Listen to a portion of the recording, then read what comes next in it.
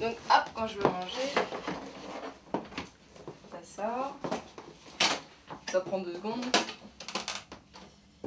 Lorsqu'on est étudiant à Paris, se loger n'est pas une mince affaire. Jennifer, en master à Sciences Po, connaît bien cette galère. Avant de trouver son appartement dans le 15e arrondissement, elle a patienté 1 mois et demi et a visité 6 autres chambres de bonne. Pour aller chez elle, compter 6 étages sans ascenseur. C'est un petit peu énervant.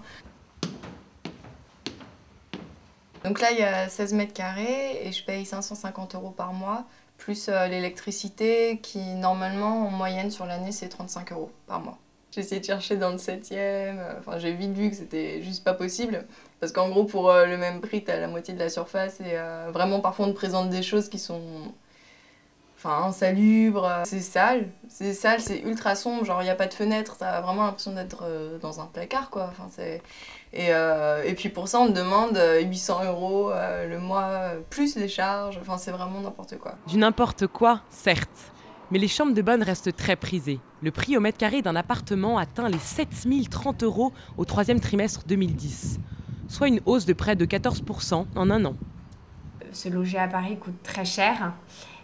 Après, il y a vraiment de tout. C'est-à-dire qu'il y a les prix fluctuent énormément. Il y a une très forte demande et très peu d'offres. Donc c'est vraiment, les prix peuvent flamber pour des petites surfaces. Ça a même tendance à augmenter, limite plus vite qu'un appartement normal. C'est très difficile pour les étudiants ou pour des gens à revenus faibles de se loger, et ils peuvent se loger dans des trous à rats ou des appartements insalubres. Monter au 6e étage sans ascenseur est une sacrée galère qui n'a donc pas fini de donner le tournis.